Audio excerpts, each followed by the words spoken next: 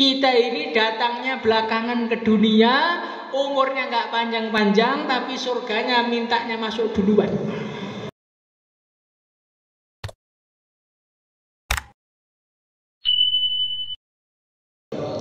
Hadirin yang muliakan Allah Subhanahu wa taala, Nabi kita Muhammad sallallahu alaihi wasallam dikatakan di dalam sebuah syair, wa ajmalu minka lam tara qattu aini wa ahsanu minka lam talidin nisa'u ya Rasulullah. Tidak akan pernah ada mata di dunia ini yang pernah melihat wajah yang setampan wajah. Hadirin yang mulia, dikatakan oleh para ulama, ketampanan seluruh manusia di alam semesta ini diibaratkan seperti satu buah semangka. Satu buah semangka itu oleh Allah dipotong jadi dua. Separuh oleh Allah, yang separuh dipotong lagi jadi dua. Seperempatnya diberikan kepada Nabiullah Yusuf alaihi salatu wassalam. Nabi Yusuf itu, hadirin yang mulia, kegandengannya baru seperempat ini. Ini oleh Allah dijadikan seperti itu. Wanita melihat, baru melihat ngiris jarinya gak terasa. Kalau kita, hadirin yang mulia, wanita melihat kita, mereka gak megang apa-apa, sudah teriris-iris hatinya. Saking elek ini. Hadirin yang muliakan Allah Subhanahu wa taala. Kemudian seperempat yang lain Allah bagikan kepada semua manusia di seluruh alam semesta ini. Nah, kalau sampean dibilang istrinya, Mas sampean ganteng, ini nggak usah percaya, Pak. Sampean itu nggak ganteng, ya kebetulan ada yang mau gitu aja. Kita ini cuma cuwilan-cuwilan dari seperempat yang sudah dibagi mulai zaman Nabi Adam, saya bayi terakhir lahir di dunia. Bagian sak pinten kita nih. Kemudian separuh yang sisanya Allah berikan kepada junjungan kita, idola kita, baginda Nabi Muhammad. Maka kalau orang mengidolakan manusia karena ketampanannya, nabilah manusia yang paling pantas dia idolakan. Kadang-kadang kita ini lihat artis sopan lagi mboten karu-karuan. Padahal ini mboten kadang blas dempule tok sing kandel. Nah, kita ini punya idola, punya kekasih yang saking tampannya, kullu baitin anta sakinuhu ghairu muhtajin ila suruji. Setiap rumah yang Nabi ada di situ, maka rumah itu sudah tidak perlu lampu lagi. Ketampanannya mengeluarkan cahaya, ketampanannya menerangi alam semesta. Itulah Rasulullah sallallahu alaihi wasallam. Mau jadi umat Kanjeng Nabi, kita syukur nggak? Harus syukur, hadirin yang mulia. Hadirin yang muliakan Allah Subhanahu wa taala. Itulah baginda Nabi Muhammad sallallahu alaihi wasallam. Seorang nabi, seorang rasul yang ketampanannya luar biasa, kulitnya luar biasa, badannya luar biasa. Itu dikatakan di dalam Syama'il Tirmidzi, Nabi itu kalau berjalan sama orang tinggi nggak kalah tingginya. Nabi kalau jalan dengan orang pendek, maka ya pas saja, sehingga yang pendek itu nggak terlalu malu jalan dengan baginda Nabi. Hadirin yang muliakan Allah Subhanahu wa taala, Rasulullah sallallahu alaihi wasallam seorang manusia yang jasadnya sempurna. Seorang manusia yang jasadnya sempurna, zahirnya sempurna, batinnya juga sempurna. Kalau kita ini di dunia itu nggak ada yang sempurna selain baginda Nabi. Ada orang kalau sholawatan, masya Allah, menjadikan terharu hati kita. Nangis kok, bagus sekali suaranya. Melihat wajahnya langsung sakit perut seketika. Ada orang yang wajahnya tampan, suaranya bagus, nggak bisa mikir, gobloknya terlalu parah.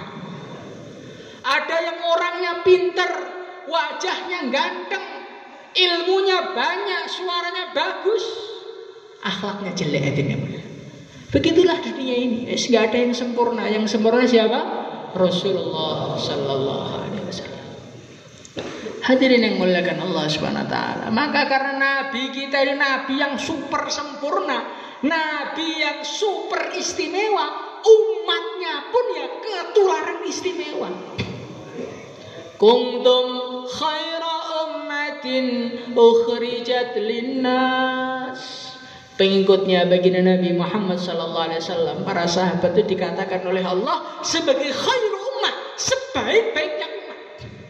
Kenapa kok bisa sebaik-baiknya umat? Tularan Kanjeng Nabi. Umpamane mboten krana Kanjeng Nabi ini kita niku napa, Pak? Kita ini umurnya pendek-pendek, badannya lemah, masya Allah. Dibandingkan umat dulu itu nggak ada apa-apanya. Umat zaman dulu itu ibadahnya itu 1000 tahun. Lah kita ibadahnya kapan? 60 tahun itu umurnya, bukan ibadahnya. Tidurnya 8 jam, macule 8 jam. Nanti ngobrolnya di warung kopi berapa jam lagi? Belum udutnya, belum nonton TV-nya. Salat 5 menit gak tawajuh bisa. Jadi umpamanya bukan karena baginda Nabi sajur kita nih, Pak. Barokahnya baginda Nabi Muhammad sallallahu alaihi wasallam diceritakan Nabi Musa suatu ketika sowan kepada Allah. Ya Allah, qara'tu fit Taurati ummatan. Ya Allah, aku baca di dalam kitab Tauratnya ada satu umat yang mana mereka ini luar biasa. Kalau mereka ingin berbuat keburukan, kemudian gak jadi berbuat, maka dihitung 1 pahala untuk mereka. Kalau mereka berbuat kebaikan, belum berbuat, sudah dihitung berbuat 1 kali. Kalau mereka berbuat, dilipatkan 10 sampai hitungan yang tidak terbatas, ya Allah. Ya Allah, jadikan mereka itu umatku, ya Allah. Maka Allah mengatakan kaiso Musa dzaka ummatu Muhammad, itu umatnya Muhammad.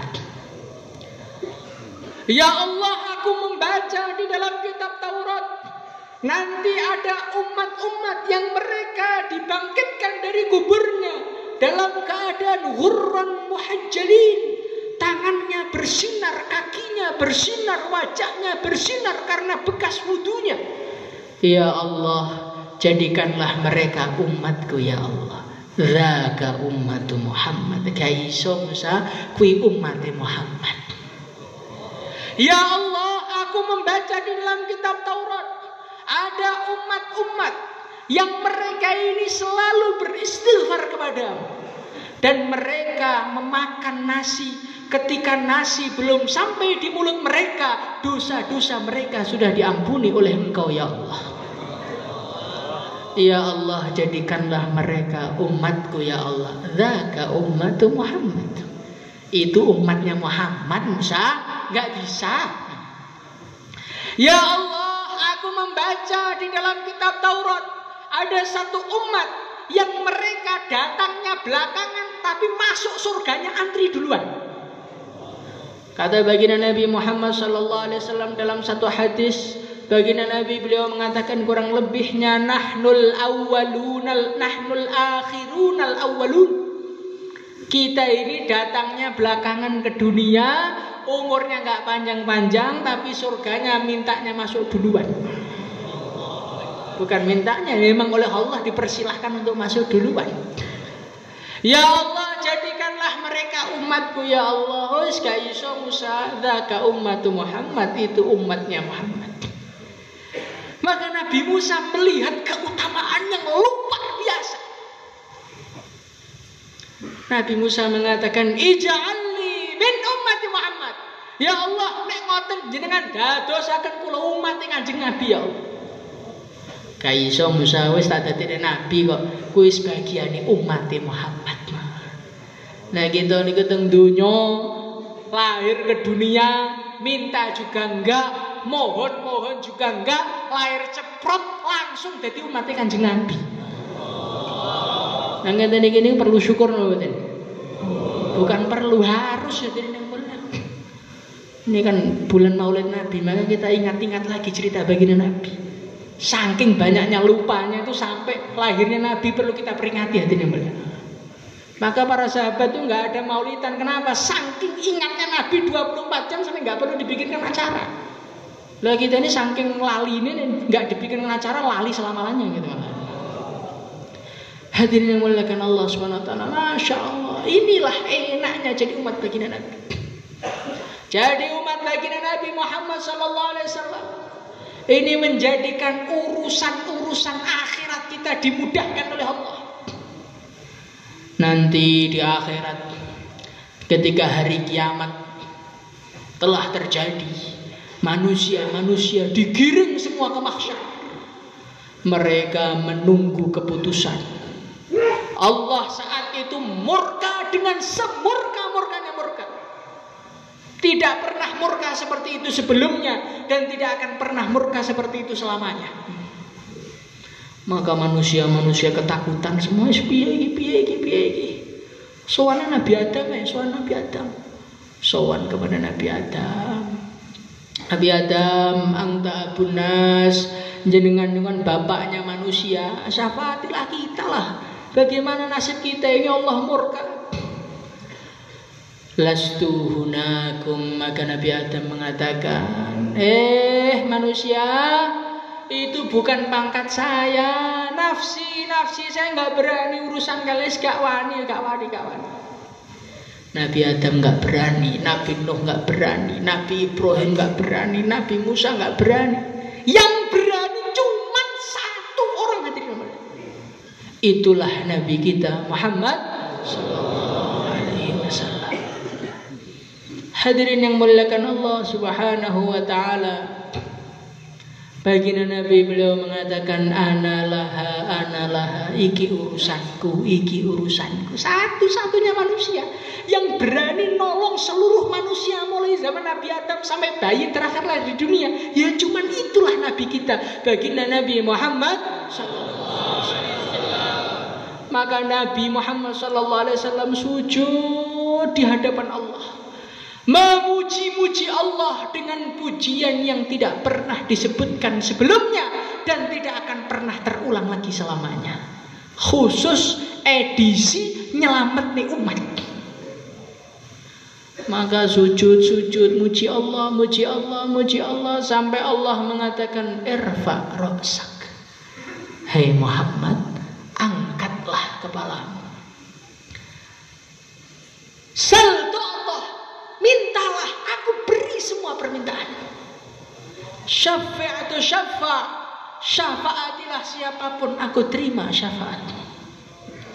Maka seorang ulama beliau mengatakan qara'na fid duha wa la sawfa yu'ti fasarra qulubana dzakal 'ata'u.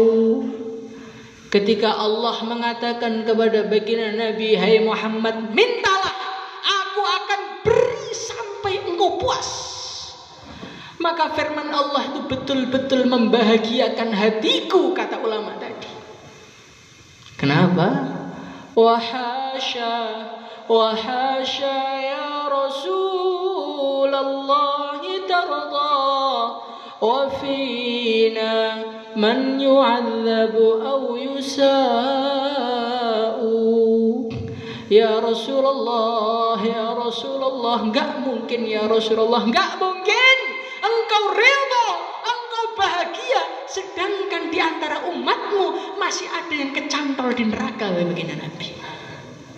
Jadi kita niku dadi umat Kanjeng Nabi, pokoknya sing penting imane niku tesih nyantol, insyaallah dugi swarga. Karo kaya sinten? Kanjeng Nabi Agung Muhammad sallallahu alaihi wasallam. Maka saat itulah baginda Nabi memberi syafaat. Syafaat itu macam-macam. Ada syafaat untuk orang dinaikkan derajatnya. Seharusnya pangkatnya itu pangkat kopral, dapat syafaat Nabi langsung jadi jenderal surga sana. Ada orang-orang yang dia ini amalnya kurang, kena syafaat Nabi, akhirnya bisa masuk surga. Ada orang-orang yang dia ini wajib masuk neraka aslinya, saking tumpuan dosanya. Mungkin orang-orang itu seperti kita. Kita ini sehari ini aja udah maksiat berapa juta. Perjalanan dari rumah ke markas berapa wanita yang kita lewati.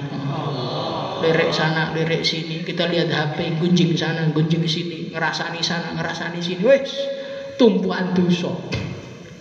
Nah itu orang-orang seperti itu disyafaati baginda Nabi, nggak jadi disate di neraka, diselamatkan langsung surga.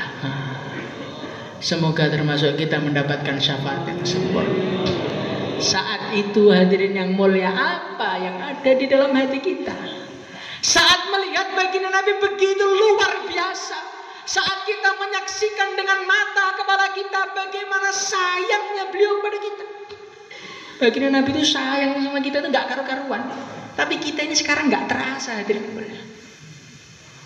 Baginda Nabi Muhammad SAW suatu hari beliau mengatakan, ikhwani, ikhwani, ikhwani, saya rindu dengan saudara-saudara. Maka para sahabat mengatakan, ya Rasulullah, alasna ikhwanak, bukankah kami saudara-saudaramu ya Rasulullah? Bukan, kalian itu sahabatku, saudaraku itu orang-orang yang iman kepadaku, tapi belum pernah melihat wajahku.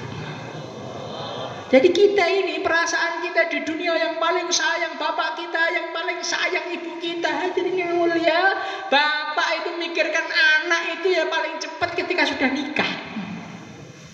Nah ini baginda Nabi. Jangankan kita, bapak kita belum lahir di dunia, Nabi itu sudah sayang sama kita. Hadirin yang mulia, baginda Nabi itu beliau bersabda, likulli nabiyyin da'watun mustajabah. Semua nabi punya doa pamungkas. Semuanya sudah dipakai. Doaku saya simpen, nggak saya pakai di dunia, saya tahan-tahan itu.